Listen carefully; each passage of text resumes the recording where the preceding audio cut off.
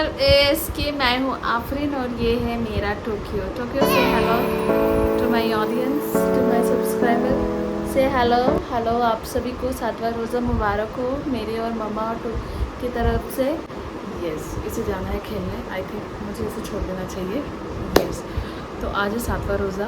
बाद नमाज़ पढ़ने के बाद मैं लग जाऊँगी किचन के कामों में, और उस पर भी मैं ज़्यादा आजकल इतना रमज़ान में ऐसा नहीं है कि बहुत सारी डिशेस बनानी। यार एक दो डिश बनाओ, खाओ, ख़त्म करो, बात ख़त्म करो। क्योंकि अगर आप वहाँ पे ज़्यादा टाइम दे देते हैं तो बाकी चीज़ों के लिए टाइम नहीं बचता है। तो किसी दिन मैं एक दो ही आइटम बना लेती हूँ, जैसे चना या भजिया, या किसी दिन सिर्फ कुछ मटन या चिकन का बन गया तो कुछ फ्रूट और ड्राई फ्रूट करके रोज़ा। तो ऐसे करके मैनेज कर रही हूँ क्योंकि किचन में ज़्यादा देर रहा ही नहीं जा रहा, इतनी ज़्यादा गर्मी हो गई है इस बार। तो ऐसे मैं मैनेज कर रही हूँ और मैं जाती हूँ मेरी पढ़ाई करने के लिए, मतलब पढ़ने बैठती हूँ। और आप लोगों से फिर मैं मिलती हूँ थोड़ी देर में। तब तक के लिए अलविदा। तो हम स्टार्ट करने वाले हैं इफ्तारी की तैयारी। तो ऑयल गरम किया था, इसमें मैंने जीरा ऐड किया, और ये कीमा है मटन का, वो ऐड किया है मैंने, 250 ग्राम है। और इसको थोड़ी देर पकने के बाद इसमें मैं ऐड करी अनियन बारीक बारीक काट के, हरी मिर्ची, और थोड़ा सा गरम मसाला भी आपको इस पे ऐड करना है। चाहे तो आप मीट मसाला भी डाल सकते हैं इस पर, बट मैंने गरम मसाला ही ऐड किया। और इसे थोड़ी देर तक पकने के बाद इसमें मैं ऐड करूँगी कटे हुए टमाटर छोटे छोटे, और इसे हमें 10 मिनट तक या 20 मिनट तक आपके हिसाब से आप इसे पका सकते हैं। क्योंकि ये जो स्टफ़िंग है ये कुबैत का स्टफ़िंग है, इसे स्टफ़ करना है हमें फिर फ्राई करने के लिए। इसमें मैंने एडिशनल चीज़ ऐड किया है चिली फ्लेक्स, धनिया भी डालना है आपको। और चिली फ्लेक्स मैंने, क्योंकि मुझे स्पाइसी खाने का आज मूड है, इसलिए मैंने चिली फ्लेक्स ऐड किए हैं। अभी जो कुबैत का जो मेन इंग्रेडिएंट्स है वो है ये राइस। इसमें मैंने डाला है उबला हुआ आलू। इसे हाथों से आपको मैश करना है, और जब अच्छे से मैश हो जाए उसके बाद हथेलियों पे पानी लगा के आपको स्टफ़िंग के लिए ऐसा बेस बनाना है छोटा छोटा, और उसमें आपको 1 टीस्पून आपको कीमा ऐड करना है। ये ऐड करने के बाद इसे आपको थोड़े से हल्के हाथों से प्रेस करने के बाद इसे आपको शेप देना है। आपके हथेली, आपको एक चीज़ याद ध्यान में रखना है कि आपकी हथेली गीली होनी चाहिए, तभी ये प्रॉपर शेप में आएगा, नहीं तो ये हाथों में बहुत चिपकता है। फिर इसे आपको एक अंडेकार का एक शेप देना है, ये देने हैं आपको इस तरीके से। तो ऐसे करके मैंने बाकी के सारे कुबैत बना लिए। तो ये एक ऐसी डिश है जो आप रमज़ान में बना के पहले भी रख सकते हैं फ्रिज में, और जिस दिन आपको खाना हो इफ्तारी के टाइम पे निकाला आपने और इसे फ्राई कर लिया। बहुत ही सिंपल है। देन इसको मैंने फ्रिज में रखना है अभी, और इफ्तारी के टाइम पे मैं निकालूंगी इसे फ्राई करने के लिए।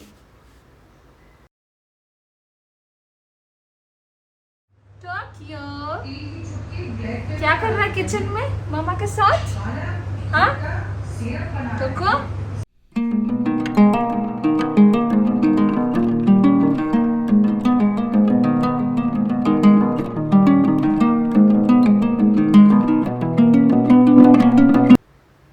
बस इफ्तारी का टाइम पास आ गया तो मैंने कुबैत फ्राई करने के लिए डाला है। इसे मैंने कॉर्नफ्लावर से कोट किया है और इसे मैंने गोल्डन कलर तक ब्राउन किया है। इसके साथ में ही मैंने पनीर के पकोड़े भी बनाए थे, तो वो भी मैंने फिर ऐड कर दिया फ्राई करने के लिए। और ये भी मैंने ज़्यादा नहीं बनाया, 4 से 5 पीस बस इनफ था 2 लोगों के लिए। देन मैंने बनाया इसी बैटर में मैंने थोड़ा अनियन ऐड कर दिया, तो मेरा प्याज का भजिया भी तैयार हो गया लगे हाथों। तो 3 तरीके के पकोड़े आज बन गए मेरे यहाँ पे। बस ऐसे फ्राई किया। देन मैंने प्लेटिंग किया तो इसमें मैंने कुबैत को थोड़ा सा, कुबैत ज़्यादा ऑयल सोखता है, तो ये चीज़ आपको बस थोड़ा ध्यान में रखना है कि रोज़े में बहुत लोग ऑयल अवॉइड करते हैं, तो उसे आप टिश्यू पेपर में बहुत देर तक रखें ताकि सारा जो भी ऑयल है वो टिश्यू पेपर एब्जॉर्ब कर लेगा। फिर मेरी जो आज की चौथी जो डिश थी इफ्तार की वो थी चाट। तो जो चाट मैं बना रही हूँ ये मटर है, इसे यहाँ पे कहते हैं रगड़ा, राइट।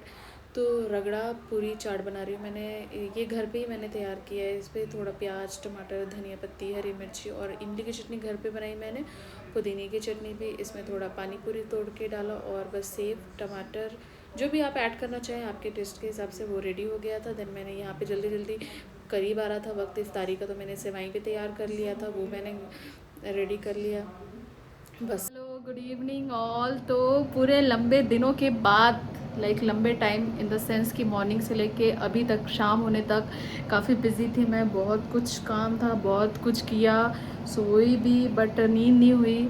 तो और इफ्तारी के लिए मैं शाम में 4 बजे ही लग गई थी, क्योंकि लाइट आ रही थी, बार बार जा रही थी, तो मैंने सोचा कि लाइट आएगी जाएगी तो मैं बना के रख लेती हूँ ताकि मुझे थोड़ा सा रिलैक्स हो जाऊँगी गर्मी में बनाने के लिए। और हम बाहर के रूम में इफ्तारी करते हैं, लेकिन गर्मी इतनी है कि हमने सोचा कि नहीं, अपने बेडरूम में इफ्तारी करेंगे ठंडे में।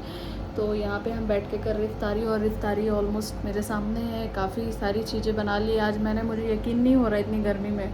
और तो देखिए मेरा इफ्तारी का टेबल रेडी है। तो यहाँ पे है रगड़ा चाट, रगड़ा पापड़ी चाट, सेवई है, मुझे मीठा खाने का दिल हो रहा था, प्याज का भजिया है, पनीर का पकोड़ा है, और ये कुप्पत है जो मैंने बनाया है, आपको दिखाया था मैंने, केचप, खजूर और काला खट्टा है आज। सो बस अल्हम्दुलिल्लाह करते हैं हम इफ्तारी और मिलते हैं आपको चाय के टाइम पे।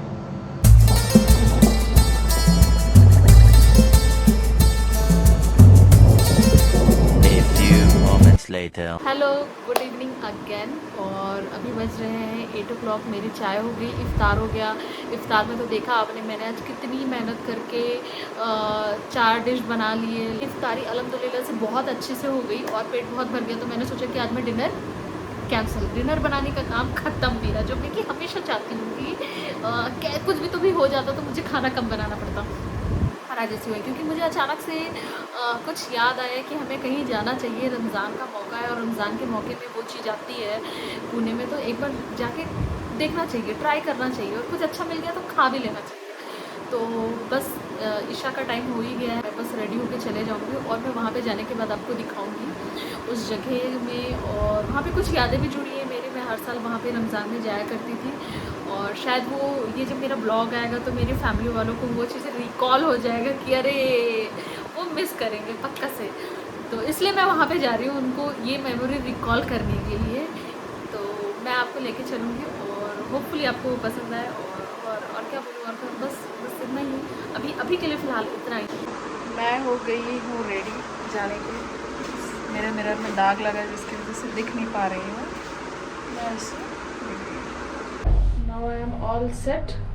अब मैंने जैसे आपको कहा कि मैं जा रही हूँ, लेकिन मैं आपको बताऊँगी नहीं कि मैं कहाँ जा रही हूँ।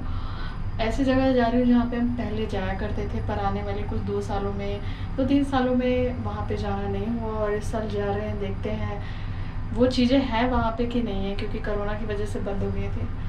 तो लेके चलती हूँ मैं भी आपको उस जगह पे, और देखती हूँ क्या नया है या पुराना ही जैसा है सारा। मैंने ऐसा कुछ पहना है,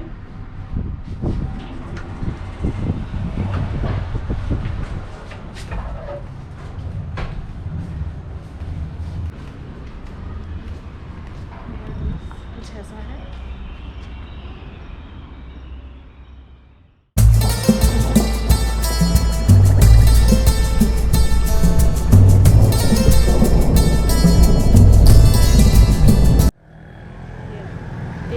साल के बाद कोरोना के लॉकडाउन के टाइम में यहाँ पे आते नहीं बना था, लेकिन इस बार हम फाइनली आ गए हैं इमदादी।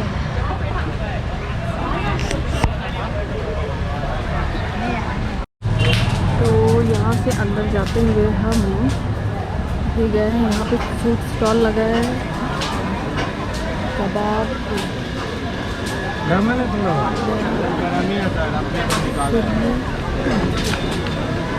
यहाँ पे मिलता है टोकन, आपको लेना है टोकन, और टोकन लेने के बाद आपको पेटेबल पे जाके फूड ऑर्डर देना है।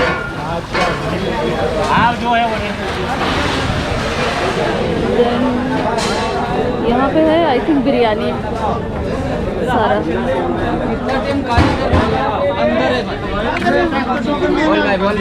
यहाँ पे मिलेगा आपको फालूदा।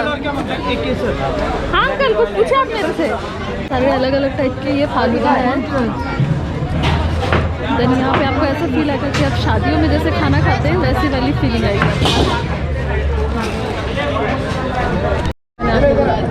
आज आई हूँ मैं इमदादी में, इससे पहले भी हर रमज़ान में आके जाती थी, लेकिन पिछले 2 सालों से यहाँ पे आना नहीं हो रहा था, और यहाँ पे आए हैं तो हमने सोचा बाकी जो कुछ है पहले साइड में जाए, पहले हम कुछ ऑर्डर करते हैं क्योंकि भूख बहुत ज़ोरों की लगी थी।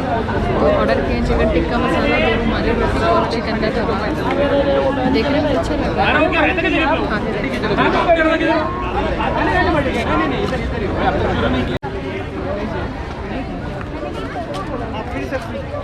ऐसा लग रहा है कि हम शादियों में बैठे हैं खाना खाने के लिए। क्या है यहाँ पे? बिरयानी, चिकन कबाब, फिरनी, और अब हम जा रहे हैं दूसरे जगह, देखते हैं वहाँ पे हमें क्या मिलता है। काफ़ी लंबे वक्त के बाद मैं आई हूँ MG रोड में। पहले हम इमदादी गए, इमदादी में खाए, खाने के बाद एनर्जी गेन किया और आगे MG रोड सोचे आए हैं तो घूम के ही जा लेते, 1-2 रश ज़्यादा है। दादी से निकल के गए MG रोड, थोड़े आइसक्रीम खाए और वापस घर को आ गए। तो ऐसा रहा मेरा इफ्तारी का इवनिंग।